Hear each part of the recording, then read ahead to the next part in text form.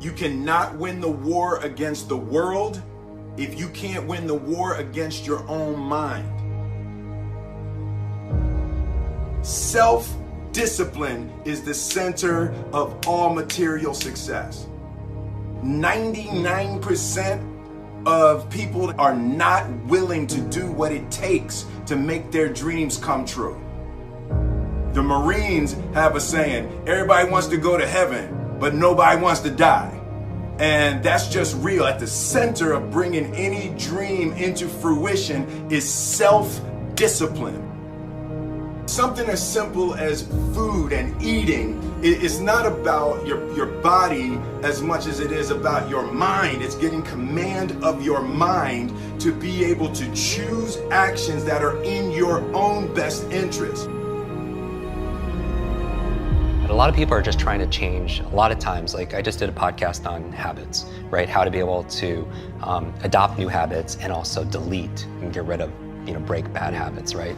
And so a lot of people always want to usually make a change on behavior. They want to get themselves to work out. They want to get themselves to meditate. They want to get themselves to read more each day. They want to get themselves to X, right? Or they want to stop some behavior. They want to stop smoking. They want to stop eating this food. They want to stop, I always tell people, stop checking your phone the first hour of the day. You've heard this many times, right? You win the first hour of the day, you win the day. Every day, we are choosing shit that's not in our own best interest, right? So if the world is attacking you and the world wants to fight you and the world's trying to hold you down, so you're gonna kick yourself in the balls? So you're gonna stop yourself from getting what you dream. When I want to transform or transcend or make a real positive change, I'm looking at all the other areas of ourself. So I'm looking at, for example, our environment. Are people setting up their environment to win? So change doesn't just happen at this level of behavior, but you have to change the environment. So for example, if you want to stop eating a certain food, it helps to be able to have not have that food in your home, right? So you change the environment. In life, we must all suffer one of two pains: the pain of discipline or the pain of regret. I'm asking you, choose wisely. So whatever it is that you're trying to achieve in life, the critical component is getting things done, and getting things done in a systematic way.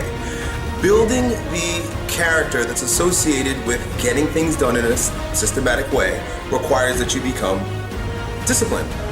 And if we live a lazy, undisciplined life, and we just give in to our feelings, and we act on these emotional impulses, we're going to make very poor choices that we regret later on. We would be much better off to just discipline ourselves right now, so that later on, we don't have to carry that heavy load of regret. I think a lot of people suffer from decision-making fatigue, right? And this is very strong research saying that you can only make a certain amount of good decisions a day. And after that is spent, you can't anymore. And that's really been fine-tuned in the medical field with surgeons and such, in terms of seeing their, where they're making their errors and stuff with early on in the day or later in their days and stuff like that. But we all, as entrepreneurs or as employees and executives or as parents, we all can make a certain amount of decisions. And that's why, people like Mark Zuckerberg or Tony Hsieh, they wear the same t-shirts and sweatshirts all the time because they don't want to spend, use up one of their decisions thinking, oh, what am I going to wear today? Right? And so my goal is to streamline my life, put the routines, the first hour of the day and the last hour of the day, I really micromanage to the point where it's habitual. I don't even have to think about it.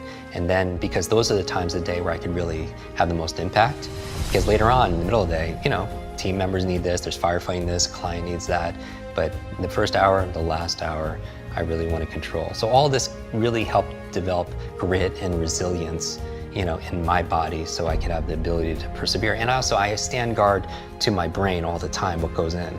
I don't watch like a lot of the negative news and all the market. I really focus, I watch and I listen to your show and maybe a handful of little things I read each day, because I need to keep it positive. I want hope and I'm looking for help. I'm looking for inspiration and also instruction. Self-discipline is the definition of self-love. When you say that you love yourself, that means that you have behavior towards yourself that is love. Like you say to yourself, hey man, look, I know you want to eat that pizza and it'll be really good, but I can't let you eat that, man, because if you eat that pizza, you're gonna feel like shit. You know, and I love you too much to let you eat that.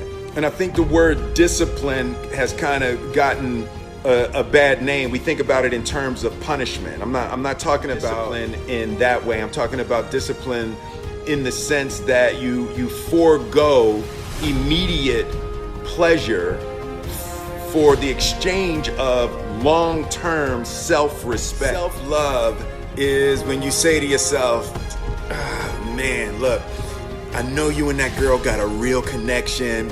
I know y'all vibe, but that's your girl's cousin. So I love you too much to let you do that. Self-love is, hey, look, I know you got a test on Monday, you know. I know you really want to go out with your friends. It's Saturday night, you want to go out, but if you fail that test, you're not going to feel good about yourself.